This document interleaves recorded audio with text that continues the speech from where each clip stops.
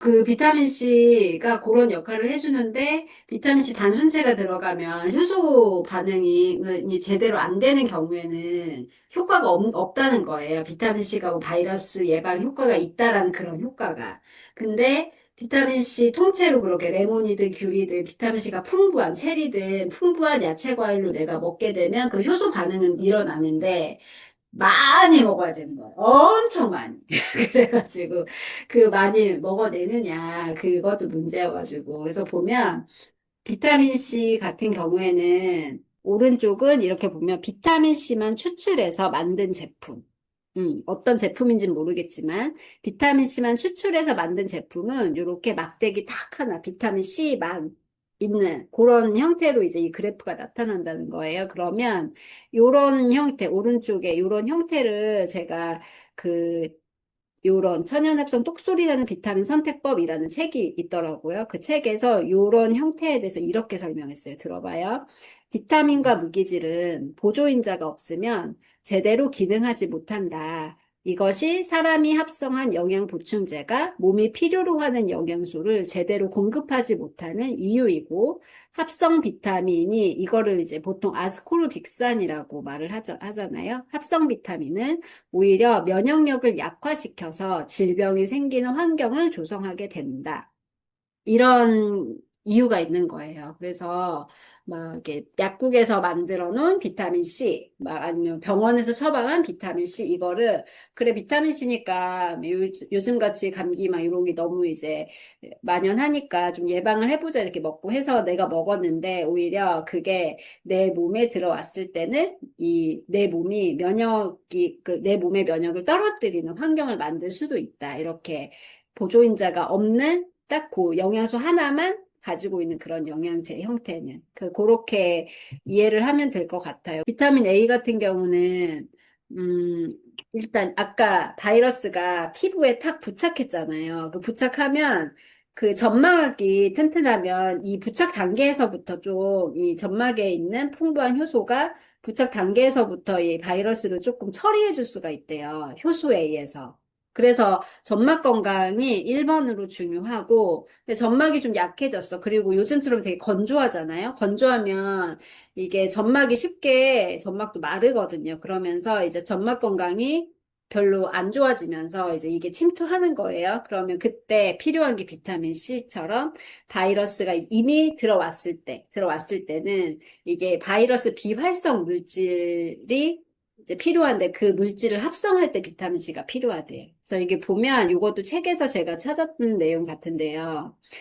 비타민 C 합성 능력이 사람은 없는데 비타민 C를 합성해내는 동물들이 있거든요. 그 동물들이 사람의 그냥 남자 성인 평균 몸무게 70kg라고 예를 들어 했을 때, 70kg로 환산을 했을 때 하루 2g 정도를 만들어내더래요.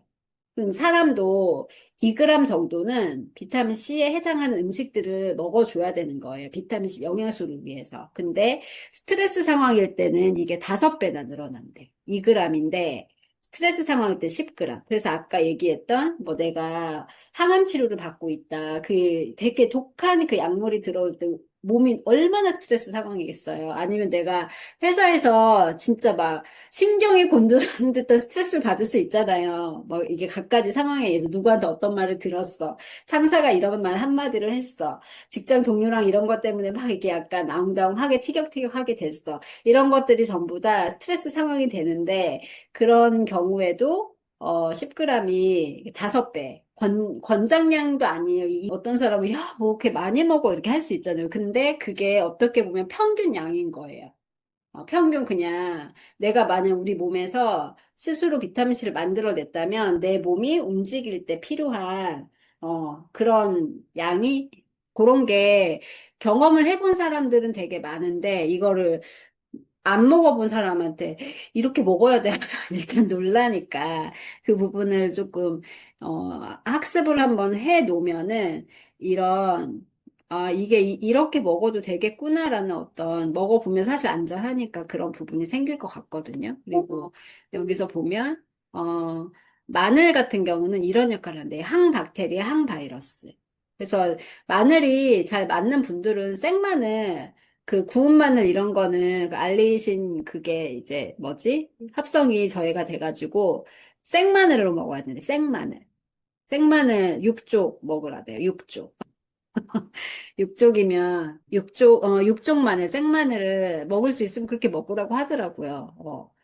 근데 그게 잘 못 먹어내면 마늘 비타민 갈리를 먹는 것도 되게 괜찮죠. 그래서 요렇게 이제 감기 요즘에 많이 이렇게 잘 하고 있으니까 그 유튜브에 정보가 진짜 많거든요. 찾아보면, 뭐, 예를 들어, 그리고 이제 현직 의사, 현직 약사, 뭐, 그렇게 전문가 분들이 진짜 많은 정보를 막 해요. 근데 말이 다 다른 거예요. 제가 콜레스테롤 한 가지 가지고도 막 이게 찾아보면 어떤 사람은 괜찮다, 어떤 사람은 안 좋다, 어떤 사람은 HDL을 좋은 콜레스테롤을 하는 게 맞다, 어떤 사람은 콜레스테롤은 다 똑같은 거다. 진짜 막 어, 100명의 의사면 다 100가지 말을 하더라고요. 이거를 의견을 통일시킬 수가 없어요. 그래서 내가 딱 그 뭐 한 사람의 강의, 뭐 한 권의 책만 읽고 내가 막 말을 하는 거 그게 제일 위험한 것 같고요. 사실은 좋은 거는 내가 조금 건강에 대해서 관심이 있어. 이런 거에 관심이 있어. 그러면 건강서적을 최소 10권. 뭐 많으면 100권까지도 그렇게 해서 한번 읽어보는 거지. 읽으면 아 이런 내용이 있구나. 이런 거는 이렇게 표현을 하는구나. 이건 이런 내용이었구나. 이런 게 이제 깨달아지면서 그게 이제 내가 학습이 되는 것 같거든요. 이거 하나 알려줄게요. 이것도 저는 책에서 이제 갖고 온 내용들이 많아가지고, 얘도 병원에 가도 아이들 병이 낫지 않는단가? 그 일본의 수학과 의사 선생님이 쓰신 책이 있거든요. 그 책에서 요런 내용이 나와요. 해열제에 대해서. 발열은 인체의 대사 기능을 활성화해서 저항력을 키우려 하는 거다. 해열제를 복용하면 면역세포의 활발한 활동을 일단 즉각 차단. 어. 하는 건데 발열 후 이제 37.5도로 떨어진 데 걸린 시간을 봤더니 해열제를 먹은 아이들은 한 3, 4일이 걸린 거예요. 3.47일. 근데 해열제 없이 그냥 자연적으로 조금 놔둔 애들은 오히려 이틀이 안 걸린 거예요. 1.99일. 그래서 오히려 해열제를 안 먹고 그냥 했던 게 자연 면역을 좀 높이면서 좀 견디게 한 게 자연 면역을 높이면서 이게 좀 이게 어느 정도 정리가 되더라. 이게 책에서 나온 내용이었고요. 그리고 이거는 보세요. 이게 40도 넘으면 엄청 겁내하잖아요. 특히 아이들. 약간 열경련 같은 거 일으킬까 봐. 근데 여기 보면 열이 지나치게 오를 경우에는 두뇌 손상을 주지 않도록 편도가 열을 차단한대요. 그래서 편도가 부을 땐 열이 꽤 높은 상태인 거예요. 근데 만약에 우리가 편도 수술하는 경우도 적지 않잖아요. 막 편도가 비대하다고 편도 수술합시다 이렇게 하는데 편도를 제거해버리면 이 역할을 못 해줘요. 이 열을 차단할 수 있는 역할을 못 해줘요.